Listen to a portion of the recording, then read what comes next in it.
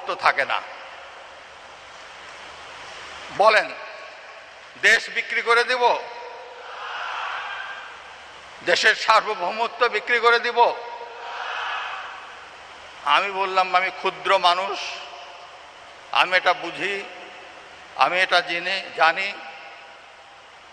এখানে সরকারকে রাজনৈতিকভাবে পরাস্ত করার চেষ্টা করা হচ্ছে, সরকারের অস্তিত্বকে পরাস্ত করার চেষ্টা করা হচ্ছে।